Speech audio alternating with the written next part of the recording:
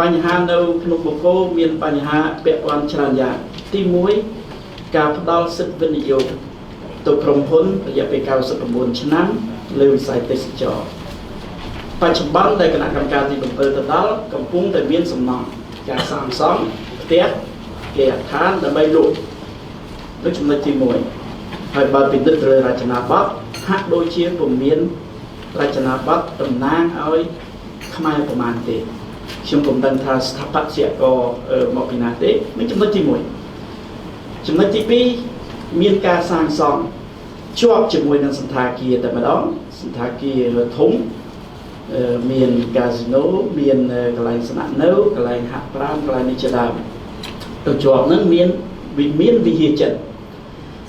បញ្ហាទុកកង្វល់របស់ប្រជាពលរដ្ឋអង្គការសង្គមស៊ីវិលដែលលើកពីព្រោះពាក្យថាចូលឆ្នាំចិនយួនគឺដូចគ្នាពេលតែមួយអាចថាសាសនាតែមួយក៏ថាបានក៏ប៉ុន្តែឥឡូវពេលដែលយើងទៅដល់គាត់ដាក់អក្សរធំហើយគាត់ដាក់អក្សរថាមានវិហារចិនគាត់ថាគាត់បានទទួលការអនុញ្ញាតពីក្រសួងធម្មការដើម្បីសាងសង់ក៏ប៉ុន្តែមុននឹងឈានចូលដល់ចំណុចត្រង់នោះនៅ Master Plan ដែលមានគម្រោងសាងសង់ក្រោយពីខ្ញុំបានជួបជាមួយតំណាងក្រុមហ៊ុនគាត់បានបញ្ជាក់ថានឹងមានគម្រោងសង់វត្តដ៏ធំមួយទៀតនៅខាងក្រោមជើងភ្នំវាលស្រែ500ដែលកន្លែងទៅធ្វើសមាធិសង់វត្តដ៏ធំវត្តចិនដ៏ធំមួយទៀតខ្ញុំពុំដឹងថាជាវត្តចិនឬវត្តយួនខ្ញុំមិនដឹងទេពីព្រោះចូលឆ្នាំចិនហើយយួនថ្ងៃតែមួយដូច្នេះសំណួរសួរ4សំណួរពាក់ព័ន្ធទី1សូមមិនមែនចង់ជាសំណួរប្រមាណទេឯកឧត្តមរដ្ឋមន្ត្រីក្រសួងអប់រំ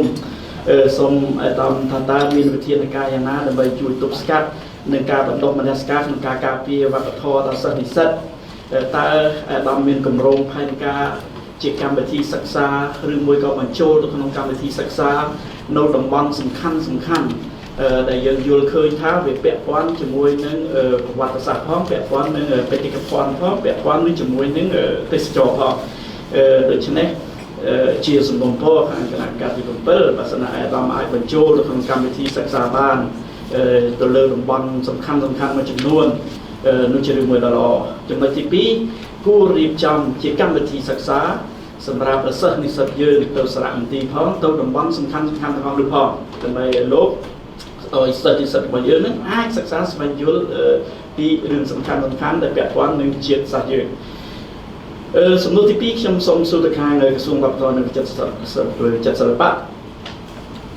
ពីព្រោះក្នុងរបាយការណ៍ថាមិនប៉ះពាល់វប្បធម៌ជាតិទេផ្ទុយទៅវិញលោកជំទាវដាក់ថាស្នើសុំឲ្យទៅក្រសួងទេសចរនិងធម្មការនឹងចាត់ចែងកិច្ចការនោះទៅវិញខ្ញុំយល់ឃើញផ្ទុយពីរបាយការណ៍របស់លោកជំទាវពីព្រោះវាប៉ះពាល់ដល់រឿងវប្បធម៌នៅក្នុងតំបន់បូកគោហ្នឹងក៏ដូចជារឿងទេសចរក៏ដូចជារឿងសាសនាដែរពាក្យថាបង្កើតតំបន់ទេសចរខ្ញុំយល់ឃើញថា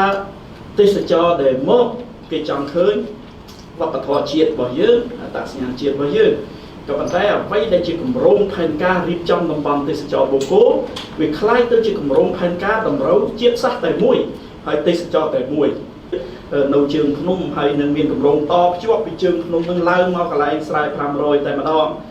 តើអាដាមមានបានដឹងពីគម្រោងនឹងឬក៏អត់ហើយតើមានការអនុញ្ញាតឬក៏អត់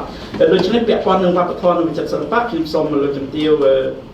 មានវិធានការយ៉ាងណាពីផលប៉ះពាល់ជាមួយនឹងរឿងវប្បធម៌ប្រពៃណីជាតិយើងពីព្រោះក្នុងរបាយការណ៍របស់លោកជំទាវក៏បានបញ្ជាក់ដែរបញ្ជាក់ថាកុំឲ្យមានការសាងសង់ឬធ្វើអ្វីបន្ថែមទៅលើកន្លែងគោរពសក្ការៈឬមួយក៏ដាក់អ្វីបន្ថែមលើសពីអ្វីដែលមានពីមុនទី3ដែលខ្ញុំសូមទៅខាងក្រសួងធម្មការដោយខ្ញុំជម្រាបជូនមកមិញពាក់ព័ន្ធការសាងសង់វិហារចិនឬក៏យួននោះតើអាដាមមានវិធានការមានបានដឹងរឿងនោះទេហើយតើមានវិធានការយ៉ាងម៉េចតើការរៀបចំតំបន់ទេសចរបូកគោនោះទៅជាសម្ដៅទេសចរជាតិសាសន៍តែមួយឬមួយក៏ជាតំបន់ទេសចរសម្រាប់គ្រប់ជាតិសាសន៍ចំណុចទី4សូមអាដាមសំណួរសួរទៅខាងអាដាមរដ្ឋមន្ត្រីក្រសួងទេសចរតើអាដាមមានវិធានការយ៉ាងណាក្នុងការរៀបចំតំបន់ទេសចរបូកគោនោះដើម្បីចូលរួមចំណែកក្នុងអនុសាសន៍របស់លោកជំទាវខាងក្រសួងវប្បធម៌ដែលស្នើសុំឲ្យមានអ្នក មគ្គុទេសច្បាស់លាស់ពិតប្រាកដចេះភាសាជាតិដើម្បីទៅធ្វើបទបង្ហាញជៀសវាងមិនការយល់គ្នាឬនិយាយស្ដាប់គ្នាមិនបានជាដើម